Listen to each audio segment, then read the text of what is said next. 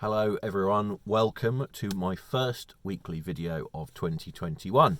I didn't do one over the Christmas period because, well, it was the Christmas period and I didn't want to, sorry. It's as simple as that. I thought I'd give you a little 1 week break from me. Firstly, a little bit of housekeeping. I wanted to say a quick thank you to all of those who watched my mini review, thought, opinion thing I did on the GR Yaris. I got some quite interesting comments about that, and it was the most watched video I've put on YouTube, so I'm pleased with that. So thanks for watching. I'm grateful. I didn't get universal praise, but to be honest, I don't mind that. I think my thoughts on it were perhaps not overwhelmingly positive as some of the reviews have been. We all have our own opinions, don't we, about cars? So some of you didn't agree with what I had to say, and that's absolutely fine. I have no problem with that. Your opinion is just as valid as mine. I just thought I'd share some thoughts. So I'm grateful for you all for watching that. Very pleased. So anyway, enough. We won't talk about that anymore. Let's talk about rallying. We're in a bit of a strange situation. So Dakar is going on at the moment, and I feel like I should be more excited about that, but I'm not really. I'm just not. I can't. For some reason, and this is interesting because I have ties in Saudi Arabia where it's taking place.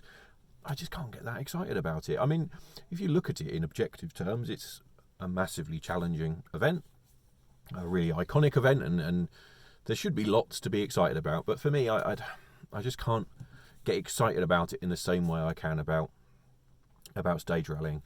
That being said, this year's event is throwing up some big drama. We've got lots of WRC stars, former WRC stars involved. Carlos Sainz is showing that experience pays off, I think. Loeb and Meek, who are obviously very fast drivers, have had plenty of problems and are well out of contention. So there's lots going on, and I think the fact that it's taking place in Saudi Arabia for a second time is quite interesting because it shows that from a sporting perspective, that country is growing very quickly. We've got a Grand Prix there if you follow Formula One, and we've had Formula E there. So I think that's quite interesting. I think it's going to be interesting to see how things develop, because I personally believe that the WRC should probably be looking to have a presence in that region. Rallying does take place there, albeit not in Saudi Arabia, but in other areas, Lebanon and UAE and the like. So I think it's interesting, and I would like to see rallying have a presence there on an international level. So that's interesting, but personally I can't get too excited about Dakar. Sorry. WRC is the main thing, isn't it? That's what we usually talk about in these videos. So let's talk about that. Where are we? I think there's three main things going on that I'm going to try and cover in this video. The first one is the first round, Monte Carlo, which is due to take place in 2 weeks. It will be finishing 2 weeks today as I record this on a Sunday. And we don't really know if it's going to happen, do we? We're not really sure. I believe there's another revised itinerary coming out on Monday, tomorrow, which is to be put together in recognition of the I think it's a 6 p.m. curfew that's now in place in the region. So that means that everything's had to be shifted around. So they'll probably start each day earlier so they can finish earlier, which is a little bit strange. I think, for me, stages running into the evening in Monte Carlo is kind of part of the magic. I was lucky enough to be there last year, and being in the dark and seeing some of the rally is quite exciting. That being said, I suppose you'll see it in the dark in the morning this time. So it's going to be a unique challenge, isn't it? The temperature could still be very low in the morning, so I don't see a huge problem with that. It's a bit of a shame that they're still having to rejig things, but that's the world we live in right now. I think the big question is whether it actually happens at all, and we were hoping we would find that out this week. The signs looked good overall, but things seem a little bit more uncertain now, don't they? I think we'll have to wait and see. With only 2 weeks, well, less than 2 weeks to go, obviously, because it would be 2 weeks today that it finishes. With less than 2 weeks to go, it's a little bit concerning that we don't know that it's happening, but hopefully it will happen. Hopefully we will see that start. We're in a slightly odd position, aren't we, in that the second round in Sweden has been cancelled. So we know that's not happening, but we're still wondering if the first round is happening. But I guess that's the nature of the coronavirus situation, isn't it?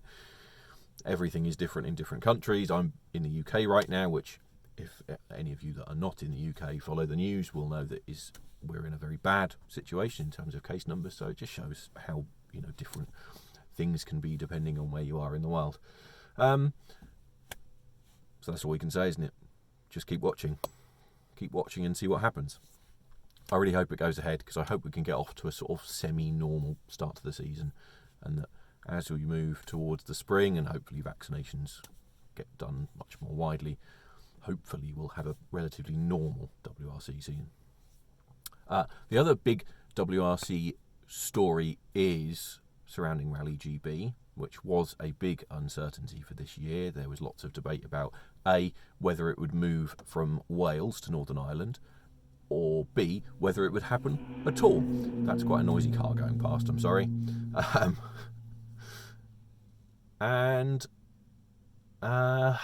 Well, what's happened is it's not happening.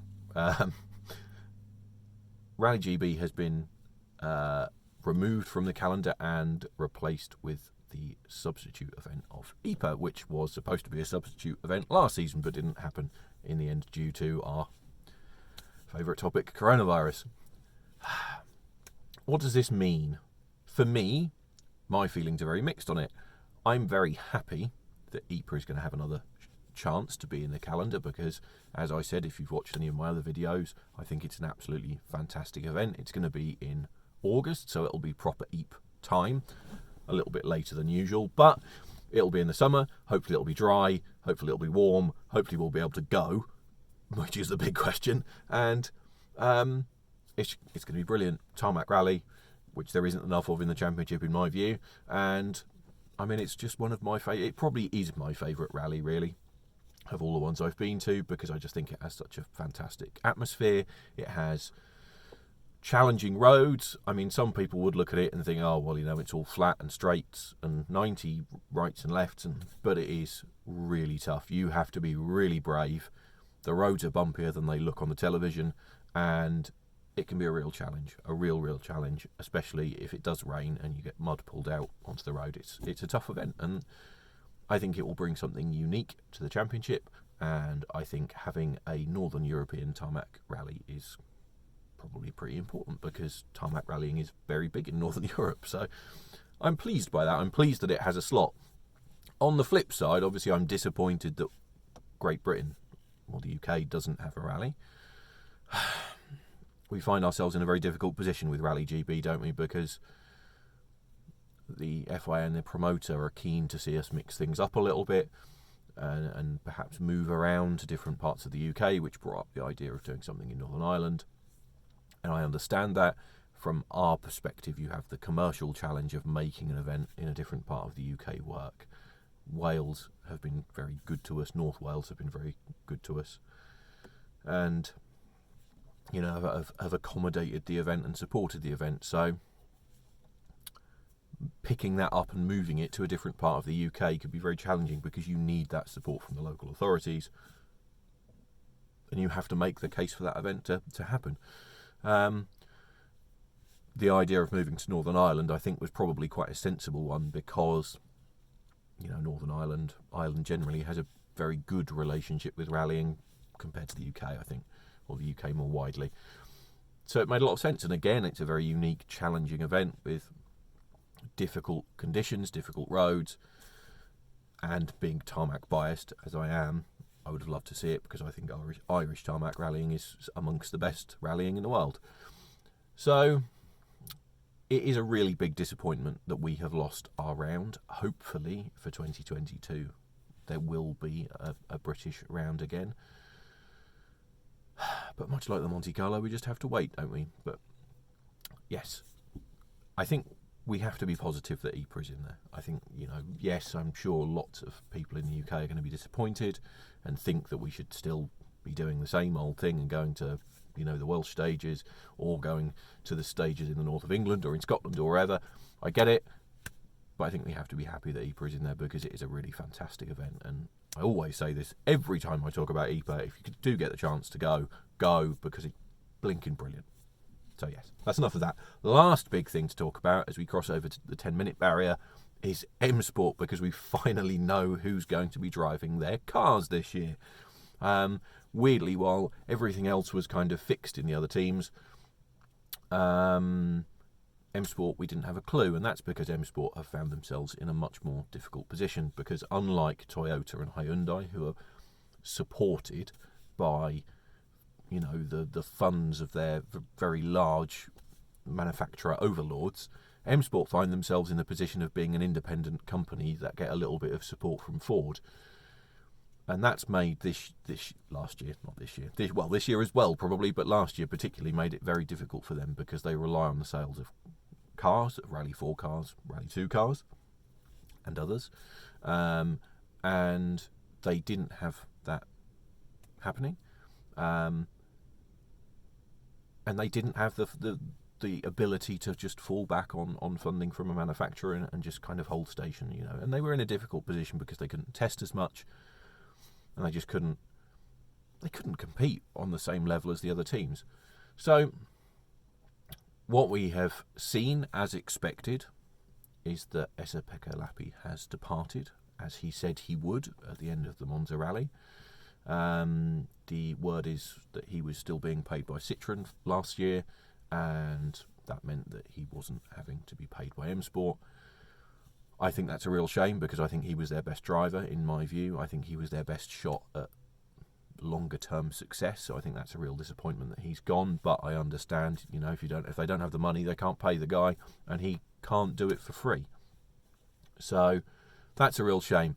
The big story in this really, though, is the switch that we have seen. So Gus Greensmith, who was in the car last year, will be back, and we will be doing a full program in 2021, which for him is really good news. I think there's going to be a bit of pressure on him to perform, because he has shown a bit of speed. He has also had a few offs, which, I mean, is to be a bit expected when you're lacking in experience. But I think the pressure on him will be a bit greater this year. He has to, you know, and Rich Milne has already said that, he has to show a bit more speed, more consistency, and start challenging. So great for him, great for British fans that we have another full-time driver in the series. The big story, though, is the second car, and that Timo Sunonen, who had been a full-time fixture in the team, is now going to be running a part-time program. We don't know exactly what yet. And he will be sharing the car with Adrien Fourmeau, which I think is really good for him, because he showed really good speed last year. He was very, very impressive, I felt, in the Rally 2 car. And I think he deserves a bit of an opportunity to start getting a bit more experience in the World Car. He has driven it before, we know, but to start doing the WRC events in that car is really important for him, and is important for him to his development, and I think could be really good for M Sport in the longer term. For Sunonen, he must be gutted. You know, he's obviously said that he's happy to have a drive, and I'm sure he is still happy to have that chance, but to me, not doing a full-time program is a shame. That being said, I don't like being overly critical, but I don't think he's done enough to keep that seat. You know, what we've seen at M Sport over the years is that you do have to prove yourself. This is a team where you have to prove yourself, and I don't think he has shown the consistent performance that we expected him to show in the early part of his career in the World Rally Car. You know, in 17, he looked quick, and he looked like he might, you know, go on to bigger things. But I think we've seen perhaps a little bit of a lack of progression. So I'm not surprised by that. I think giving Fourmeau that opportunity is a worthwhile sacrifice in terms of Sunonen being in that car all year. Finnish fans might not agree with that, but you know, I think M Sport have to look at mixing things up, given the disadvantage that they have. So yes, let's call it quits there, shall we? They're the big stories for me at the moment. So we'll stop there. Thanks again for watching. I hope you enjoyed this first video of 2021. Please, as always, like and subscribe and follow, whether you're on YouTube, Facebook, Instagram, or wherever you're seeing this. And I will catch you again next week, and hopefully we'll know what's happening with Monte Carlo by then, because it will be really close then. So thanks for watching, and I will see you again very soon.